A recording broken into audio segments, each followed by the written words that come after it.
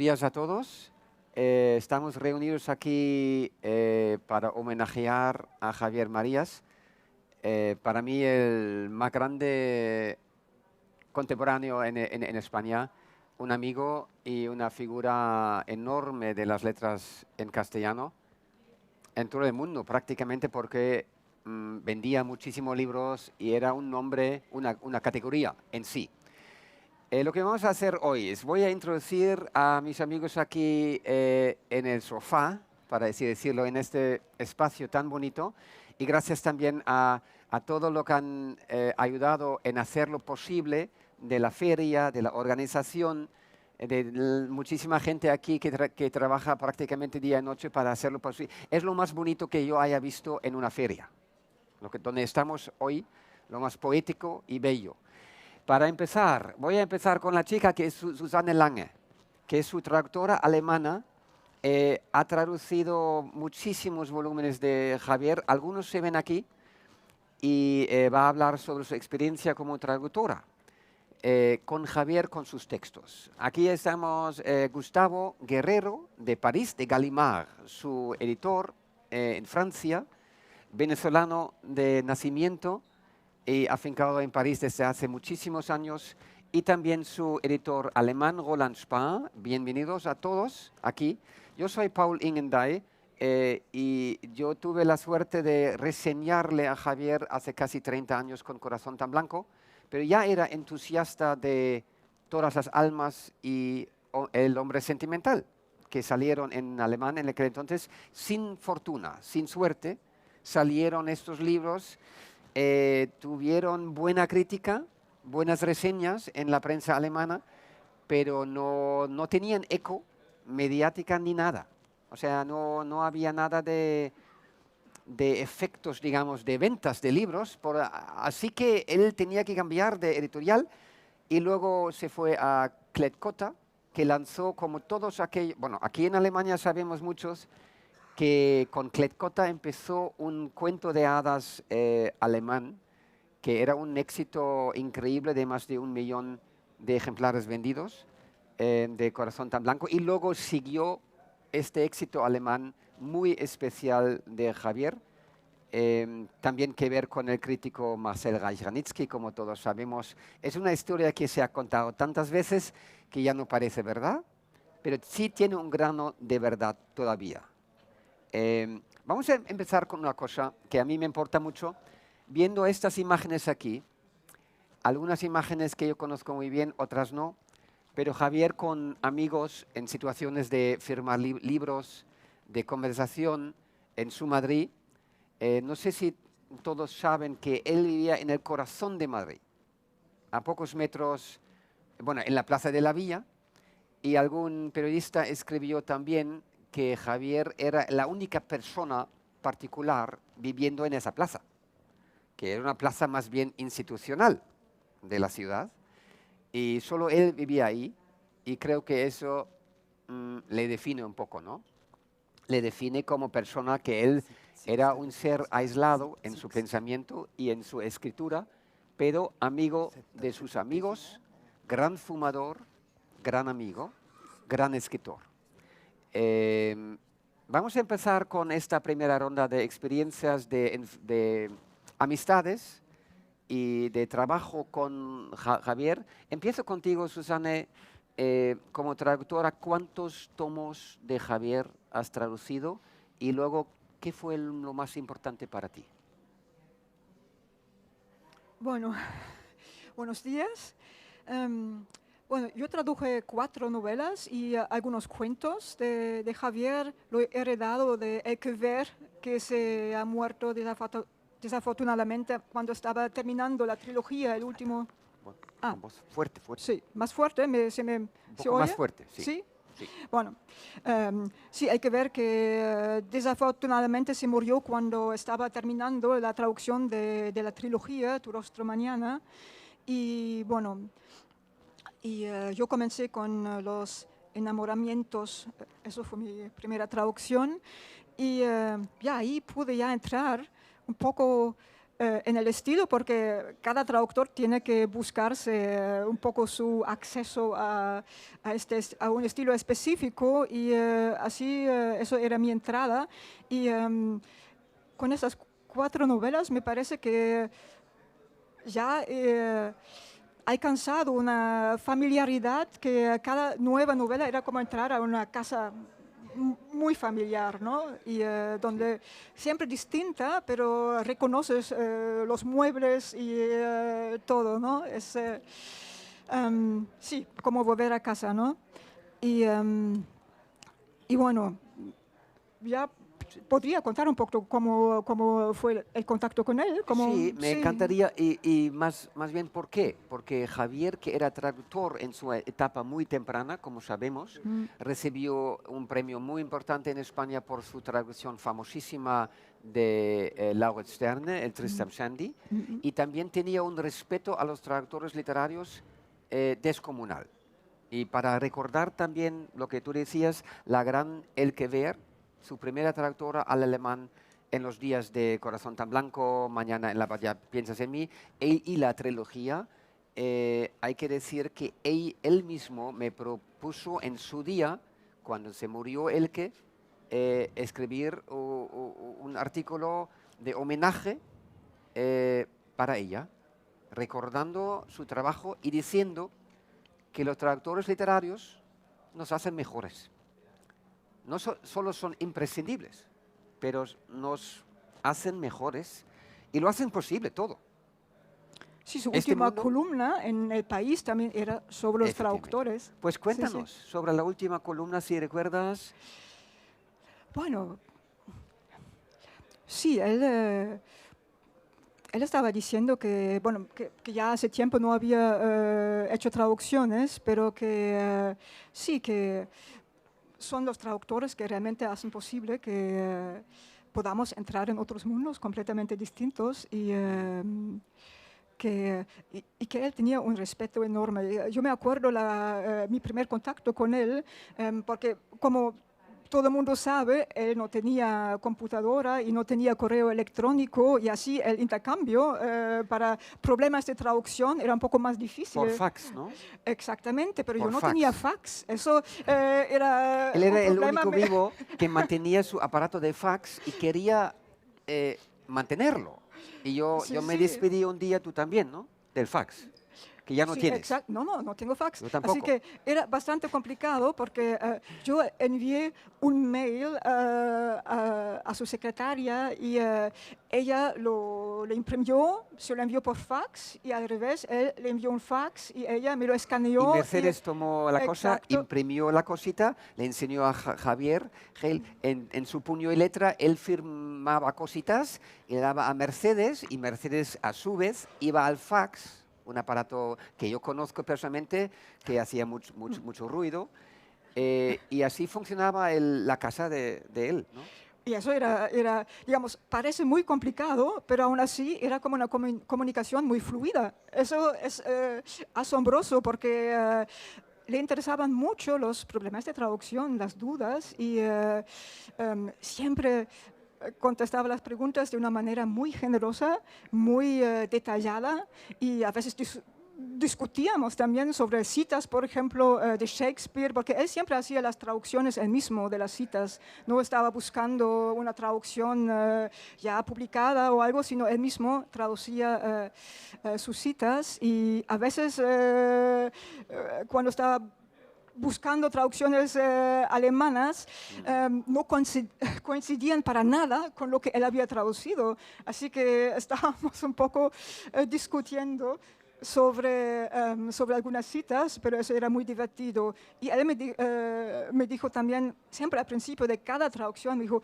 bueno, yo sé cómo es traducir una novela tan larga, uno acaba odiando al autor y me disculpo muchísimo, pero era muy...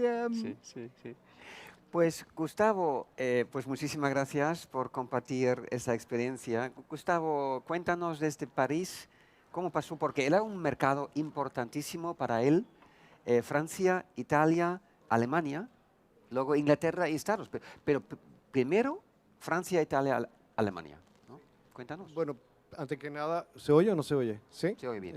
Antes que nada, gracias por la invitación a participar en este homenaje a Javier Marías. Y yo quisiera encadenar un poco sobre lo que venía diciendo Susan Lange, sobre la traducción y el papel de la traducción en Javier.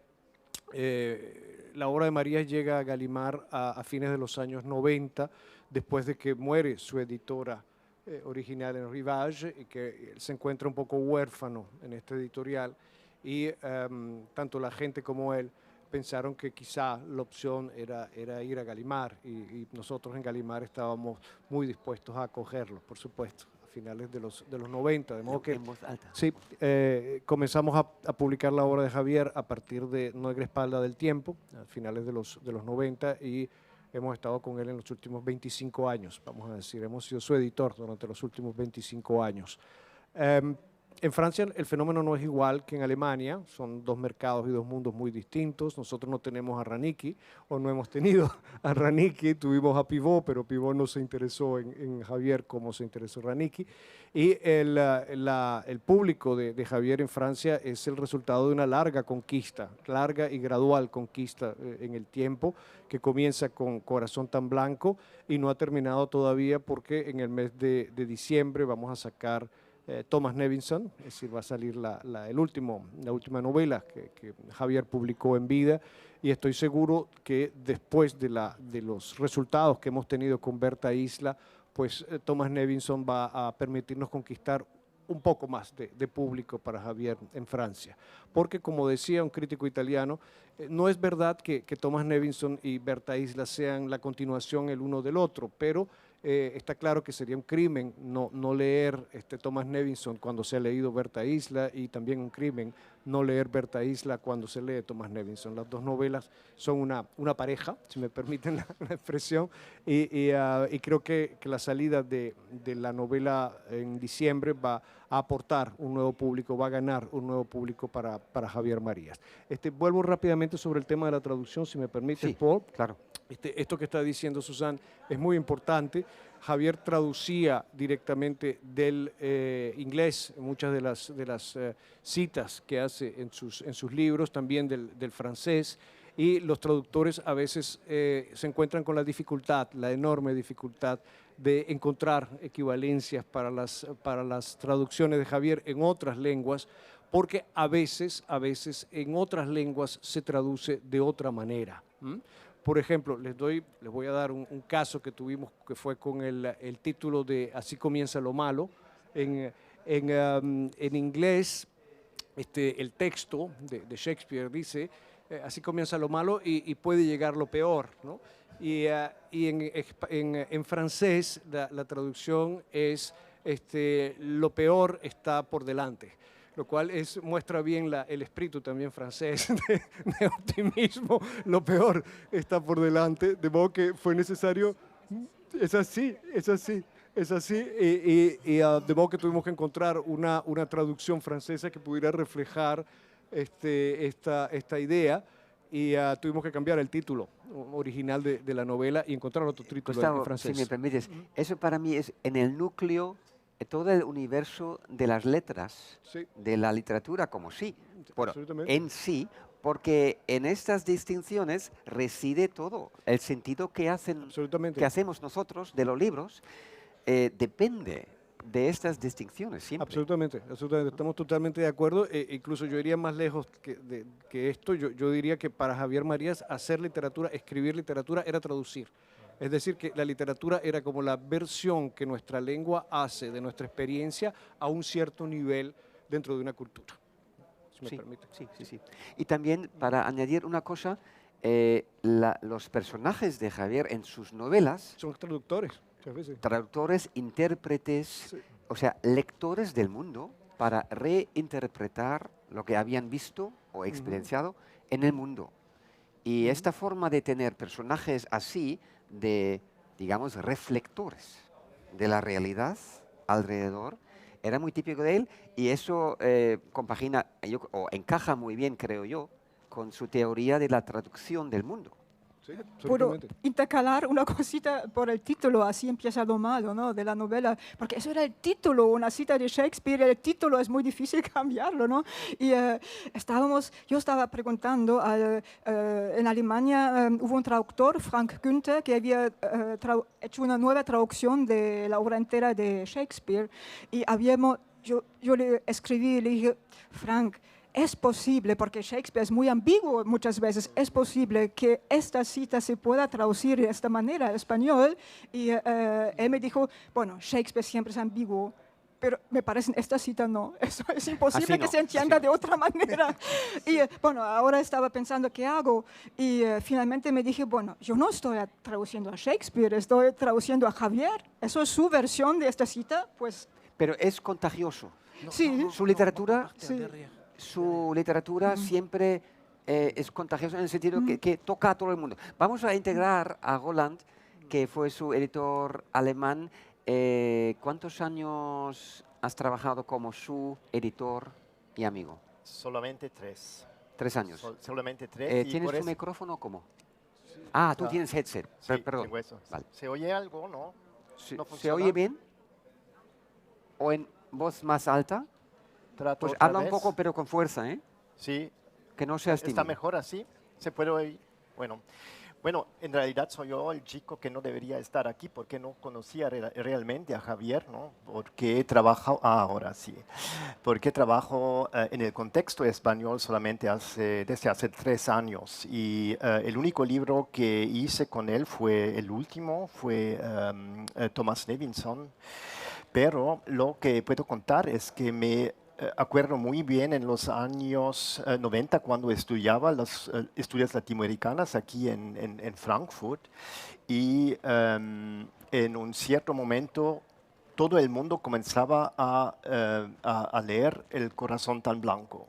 Y eso fue un fenómeno increíble porque en esta época, digamos en los 90, casi en la literatura alemana no había muchas cosas muy interesantes, muy experimentales, muy nuevas. Y aquí vino una novela, El corazón tan blanco, que tenía el mundo entero en sí. Tú acabas de decir que las novelas tratan de lectores del mundo. Efectivamente, yo también pienso que Javier fue capaz de captivar el espíritu universal, el espíritu del mundo en sus libros. Sus novelas son como una biblioteca universal. Y no solamente por las citaciones que tiene, también las personas que son en estas novelas viven en una manera muy, digamos, universal, conocen el mundo, saben moverse en el mundo, leen mucho, conversan y eso fue un aspecto muy interesante y pienso que el suceso de estos libros hay mucho que ver con este hecho. Sí, sí. Me he propuesto para esta mañana, para este homenaje a Javier Marías, también hablar sobre algunos rasgos de su escritura, su estilo, su literatura. Ya hemos entrado en este tema, lector del mundo.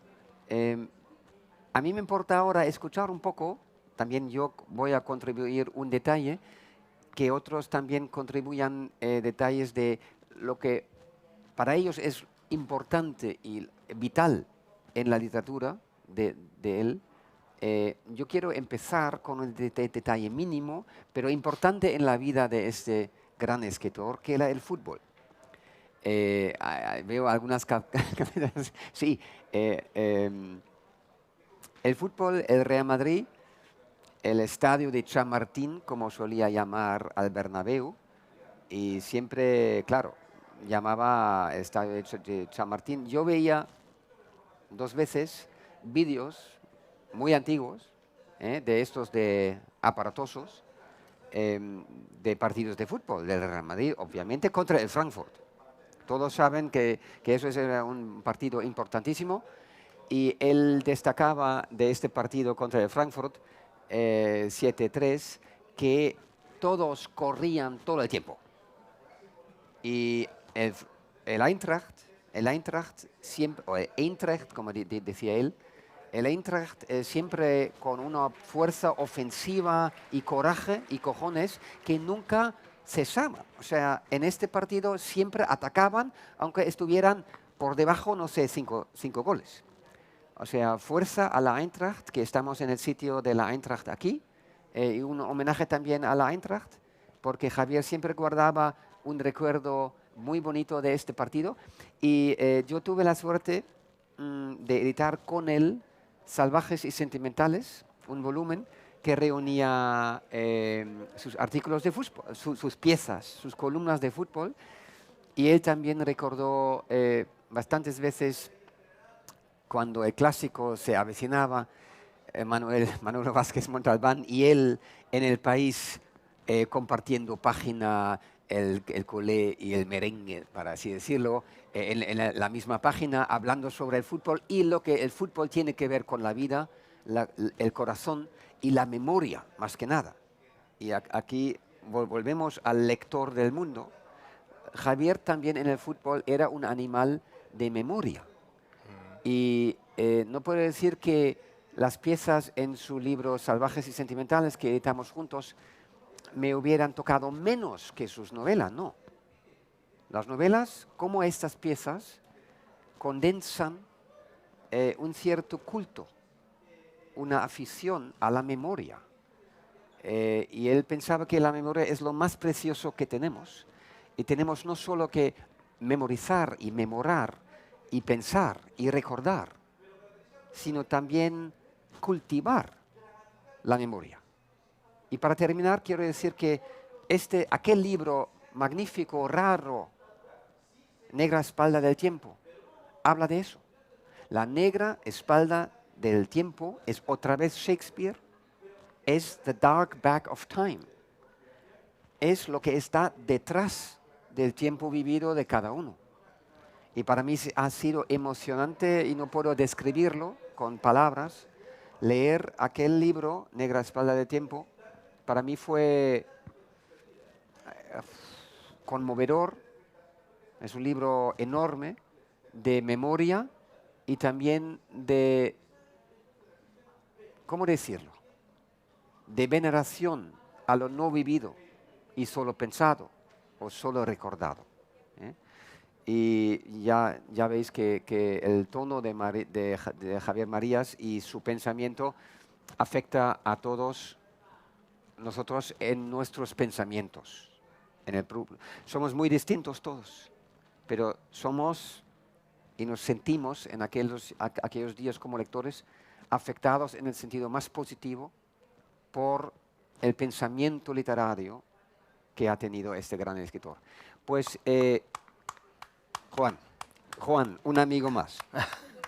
Un amigo de Javier de muchísimos años también. Veo a muchos amigos de Javier. Y os saludo a todos de corazón. Pues, ¿quién ¿Puedo quiere añadir algo por favor, en el contexto del hola, fútbol? por favor. Sí. Yo no me interesa para el fútbol, no me interesa. Tengo que decir. Hola, Sí, por lo siento favor. mucho, es aburrido, yo sé, así es, no puedo cambiarlo. Pero me dijo un compañero que conocía muy bien a Javier Marías, me dijo, sí, algún día vas a tener la oportunidad de conocerlo, nunca le digas que no te interesa el fútbol, nunca. Qué bonito. No, es así, es así. No voy a hablar de fútbol más porque el fútbol queda ahí y el Real Madrid tiene grandes tiempos ahora, pero no vamos a indagar en heridas del Barça, que no hablemos del Barça hoy. Han ganado ayer, para que sepan todos, han jugado bastante bien en la primera mitad. Bueno, Susana. No, si a ti te ocurre una cosa, o sea, una obra particular que te gusta, o en tu trabajo, los últimos tomos que has traducido, literariamente, ¿qué te ha inspirado, afectado en el sentido positivo? ¿Qué recuerdas de su estilo, de su literatura más? Bueno, puedo añadir antes una cosa Todo. más sobre la traducción, Por favor, por porque favor, es una cosa que tengo que soltar. por favor. No, ¿te acuerdas que después de Así empieza lo malo, cuando salió Así empieza lo malo en alemán, le hice una entrevista para la revista electrónica de la editorial?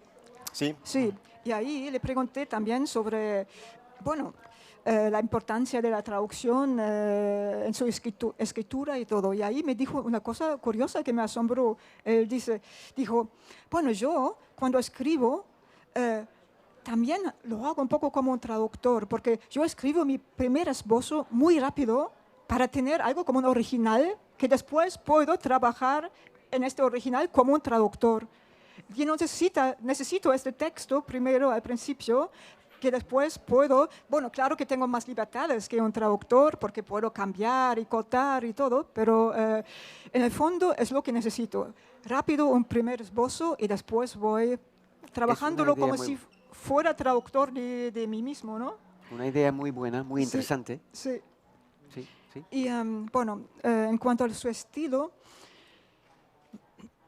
lo que tú dijiste sobre la memoria también me parece interesante porque al mismo tiempo él dice que si uno recuerda algo, en el mismo momento de recordar ya estás falsificando lo que has vivido. Y eso es también lo que hace la literatura, pero cada memoria hace eso también. Y describir eso me parece muy interesante. Pero en cuanto a su estilo, claro, el desafío más grande es la arquitectura de sus frases. Y la frase larga, ¿no? Sí, porque en alemán es más complicado porque en español uno puede tácticamente, digamos, añadir una oración a otra y es más fácil seguir la frase si no tienes, como en alemán, esperar el verbo al final de la frase. Así que en alemán hay que construir estas frases tal vez aún más cuidadosamente y tener un fundamento muy sólido, digamos, para que esta arquitectura de las frases se mantenga, ¿no? Y eso era para mí el gran desafío y también el gran placer, ¿no? Porque uno ahí puede realmente ejercitarse, ¿no? Yo recuerdo el primer libro era El hombre sentimental, que yo leí en los años 90, y exactamente lo que tú dices, la frase larga de Javier, y yo lo leía en alemán en aquel entonces, en la muy buena traducción de Elke Weir, y salió en Piper en aquel entonces, era para mí descomunal, porque nadie que yo conociera escribía así. Y era un joven de 35 años que escribió una obra para mí magistral también, muy corta, de apenas 200 páginas, y es de las pocas obras, o la única casi, que tiene un epílogo donde él explica un poco la teoría detrás de su libro. O sea, para lectores que todavía no han leído a este autor, que tiene libros muy gordos, por cierto, tú has editado un libro enorme y tú has traducido varios muy gordos, porque todos son gordos al final, pero empieza con libros también delgaditos, pequeños, y el más pequeño, El hombre sentimental, es la droga para empezar, para engancharse. Pues Gustavo, cuéntanos un poco desde tu punto de vista. Voy a seguir con la traducción porque me interesa la conversación de Susan. Yo creo que la traducción en francés tiene una ventaja y una desventaja. En francés existe Proust, ¿okay? Para la extensión de la frase de Marías, que es una extensión desusada o inusual, incluso en castellano. Y Proust todavía es más largo. Todavía es más largo, sí, pero cuidado, Proust, y aquí viene el problema, Proust es más bien detallista y sentimental, mientras que en el caso de Javier hay todo un esfuerzo intelectual de hacer que cada frase sea como una ola nueva que va conquistando como un territorio más grande de la experiencia. Hay esas especies de olas que se suceden en Javier y que dan la impresión de que el escritor que está escribiendo o el narrador está pensando al mismo tiempo y cada frase corrige el pensamiento anterior para acercarla cada vez más de una manera precisa a lo que él ha experimentado. Y esto es algo increíble. Cuando uno lee Javier, tienes la impresión de estar pensando con él y de estar avanzando y conquistando territorios de la experiencia con él. Esto es extraordinario. Esto no lo hace Proust. Esto lo hace Javier Marías. De modo que el francés que conoce la frase larga de Proust tiene que adaptar esa sentimentalidad de Proust a un poco la intelectualidad de Javier y a la manera intelectual en que Javier entiende el mundo, y esto no siempre es fácil, no siempre es fácil para los traductores. Ese es un punto. Luego, hay otra cosa que trabajamos perdón, mucho. ¿Sí? permíteme un segundo. No, déjame ¿Cuántos- terminar. Ah, no. La segunda cosa que me parece importante en la traducción, y creo que Susan lo sabe también, es que en Javier, todo lo que hemos leído a Javier, sabemos que hay imágenes que se repiten dentro de la novela. Por ejemplo, el ojo de la luna, en Así comienza lo malo, vuelve regularmente el ojo de la luna. Pero no solo esto, hay muchas cosas que se repiten dentro de las novelas de Javier, y el trabajo que hacíamos con la traductora, que es una gran traductora, Marie-Odile Mazec, era al comienzo, hacíamos un repertorio de todas las repeticiones, de manera que no hubiese traducción diferente de una repetición dentro del texto para que el efecto rítmico se pudiera producir, porque si no, no tiene gracia. Si la primera vez dices el ojo de la luna y la segunda el círculo y la tercera la luna, no sirve. Tiene que ser siempre la misma expresión para que haya el ritmo dentro del texto. Ese es el segundo problema. Y el tercero, ya lo dije, Paul, el problema de los títulos. Javier va muy adentro en la comprensión del español a veces, y en otras culturas no funciona igual.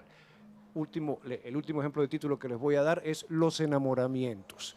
En español, enamorarse es un acto en el cual alguien pone algo de su voluntad, hay un poco de esfuerzo, es un verbo activo. Juan, cuando uno se enamora, pone de sí mismo para que la cosa funcione, y el otro también. En francés, enamorarse es totalmente pasivo. On tombe amoureux. La cosa te cae encima. Entonces, ¿cómo hacemos? Así empieza el malo, ¿no? ¿Cómo hacemos para traducir los enamoramientos cuando en francés el verbo es tomber amoureux, totalmente pasivo? Yo estaba aquí, de pronto me pasó esto, mientras que en español enamorarse es como en portugués namorando. Hay un trabajo, uno pone de sí, ustedes lo saben, hace esfuerzos para que el otro... Y se tradujo al final, tuvimos una conversación preciosa con Javier sobre esto, y él decía, sí, tienes razón, en francés, que es una cultura, es verdad, es pasivo, en portugués no, en español tampoco, en español enamorarse es una actividad, es un verbo activo. Y llegamos finalmente a un acuerdo. Él me dijo, hay que poner una foto donde se vea que los dos están haciendo esfuerzos. En la portada. Eso es maravilloso. Y vamos a utilizar una frase del libro, porque a él le importaba mucho que fuera una frase del libro, y es una cita de los Tres Mosqueteros, donde Porthos dice que él considera que la vida es fugaz comme les amours, como los amores. Entonces el título en francés recoge esa cita, comme les amours, y pusimos la foto donde se ve que los dos están haciendo esfuerzos. Qué bonito, eso me impresiona mucho. Yo iba a preguntar un detalle muy breve. ¿Cuántos traductores o traductoras ha tenido a lo largo de su carrera? En Francia, tres. Porque no viven para siempre, ¿no? A mí me ocurrió cuando hablabas de lo bonito, de los detalles del amor, enamorarse. En alemán tampoco funciona. Enamoramientos en el plural, imposible. Die Verliebtheiten es imposible. No se puede vender un libro así. Ni escribir, creo. Pero a mí me hubiera gustado reunirnos otra vez para hablar del amor solo, que también se puede. Con los libros de Javier se puede hablar del amor, y mucho. Y también hablar de la lengua, el idioma, digamos, la comunicación. Yo quiero resaltar, para una ronda más antes de terminar, resaltar un aspecto que a mí me parece fundamental. A mí me ha dado un sentido de subjetividad nuevo. Un sentido nuevo de subjetividad y del ser en el mundo. Yo tengo a dos grandes aficiones en el mundo de las letras españolas, o de España, que eran Rafael Sirves para la descripción de la sociedad y Javier Marías para describir la subjetividad del ser y o sea, lo aislado que cada uno es. Cada uno es un ser, individuo, con dificultades de individualidad, pero un ser aislado, una isla, una Berta Isla, pero también un Don Isla. Y Chirves como gran autor de la sociedad y de la interacción de todos y también dentro de ello la soledad. Y esos dos me han acompañado prácticamente pues, los últimos 30 años, casi. Y era muy difícil despedirme de esos dos conceptos, de esos maestros, porque son figuras. Como en el mundo taurino, hay pocas figuras. Y esos dos eran figuras. El mundo de la subjetividad, a mí siempre me ha encantado, también ha justificado, creo yo, que el ser aislado tiene un derecho de ser con sí o en sí mismo o alejado del mundo. Yo creo. Es una justificación del pensar por sí solo. ¿Cómo lo veis? ¿O es un punto que no os importa tanto? A mí me importa muchísimo que Javier tuviera este don de hacer hincapié del individuo, del ser solo. Bueno, eso también, bueno, yo digo una cosa y después, no, claro, también la voz del narrador realmente siempre te lleva a eso, ¿no? Tú puedes introducirte en esta mente que está narrando, eso está muy bien, pero a mí también me encantan tanto los personajes secundarios. Eso es una maravilla completa porque logra como con un pequeñísimo detalle caracterizar a alguien completamente, no sé si son botines o no sé, es una manera maravillosa. Se fija en un detalle. Sí, sí. Y ves este personaje y no es solamente, no es nunca para ridiculizar a alguien, sino son muy humanos estos personajes, me parece, son muy... No sé, a mí me parecen entrañables muchas veces. Lo comparto. Sí. Roland. Sí, me parece muy interesante lo que dijiste y pienso que en las obras, en las últimas obras grandes, ya es en el título, ¿no? Tu rostro mañana directamente habla del individuo al que ve el narrador y al que se acerca con su inmensa arte de digresión, ¿no? Eso también es un fenómeno que tiene que ver con las repeticiones, con las frases largas y todo eso. Pero la digresión que es algo, por ejemplo, que es al inicio de la última novela, Thomas Stevenson, la primera frase es algo como: yo he aprendido que como hombre no se hace daño a las mujeres. O sea, una frase muy simple que se entiende, y entonces comienza a pensar y repensar y añadir cosas, y es una digresión de, no sé, 60 páginas o algo así, ¿no? Y es muy largo, ¿no? Sí, pero sí. nunca es aburrido, es enriquecer una situación y hace lo mismo con los individuos. Y eso también se puede ver porque hay, bueno, en puntos, los mismos personajes en Tu rostro mañana y en Berta Isla y Thomas Stevenson. O sea, es un complejo muy grande para él y un ejercicio de acercarse al individuo y a las condiciones del ser humano. Sí, sí.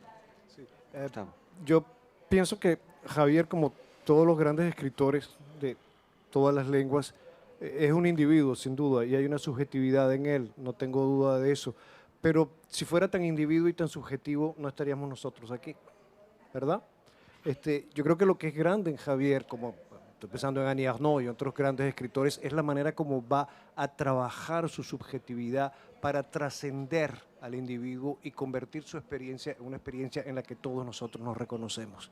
Y por eso quizá leer a Javier Marías es una manera de estar un poquito menos solos. Y todos esperamos la siguiente novela de Javier para encontrar otra vez esa voz que está tan cerca de nosotros, que nos hace identificarnos con sus vivencias y que finalmente establece algo que es fundamental en la literatura. No vamos a hablar del mercado ni de ventas, sino un pacto social entre el individuo que se trasciende a sí mismo y que nos da a través de su experiencia una parte de nuestra propia experiencia, y nosotros que encontramos en él una manera de hacer un poquito más llevadera esta vida cruel. ¿Okay? Muy bien, muy bien. Ahora hemos llegado un poco a un punto emocional, ¿no? que sentimos, creo que sentimos todos. Y quiero añadir lo que ha dicho muy bien y definido muy bien Gustavo, que es esta subjetividad que es más grande que el subjetivo, o sea, el subjetivismo de cada uno, es también algo que muestra un respeto profundo al lector y a la lectora. Porque Javier siempre pensaba que somos inteligentes. Y eso no siempre pasa así. O sea, todo el mundo piensa que somos tontos, o somos aburridos y bochornosos, o pesados. Y Javier nunca pensaba que sus lectores iban a ser pesados, bochornosos. Él pedía que tuvieran la paciencia y la pasión como él lo tenía. Y eso para mí es impresionante porque es lo que cada autor hace, ¿no? Cada autor hace algo, como tú bien decías, un pacto, quiere un pacto con sus lectores y eso es algo emocionante. Y es más emocionante, si cabe, si tú lo ves a lo largo de 35, 40 años y muchísimos libros. Él tiene, para también no hablar de ventas que no importan hoy, importan a todo el mundo, pero a nosotros menos. Pero ha escrito tantas páginas de prosa enorme que yo no conozco comparación. Francamente, que son tantas páginas de prosa inmaculada que no sé qué decir. Vamos a terminar con unas muy breves, bueno, unos apuntes para terminar hoy. Una cosita, un encuentro algo raro, algo irónico de chiste. Si no, no. Chiste, no tanto. No tanto. Sí. Pero sí decir que tienes toda la razón. Pero se Creo reía, que ¿no? sí, Se reía. se podía reía reír. mucho, tenía un gran sentido del humor y era siempre un humor inteligente. Voy a completar algo que tú dijiste que me importa mucho. Javier Marías nunca corrió detrás de sus lectores. Nunca escribió novelas policíacas. Nunca quiso hacer nada para correr detrás de sus lectores, pero sí dignificó la lectura y dignificó el rol del escritor en una época bajamente romántica. Como diría Fantástico, Borges. sí, lo comparto plenamente. ¿Os ocurre algo de...? Algo chistoso. No, para despedirnos con lágrimas o algo así. Con Queremos lágrimas. llorar un poco. A mí me encantaría llorar un poco con vosotros todos. ¿O no?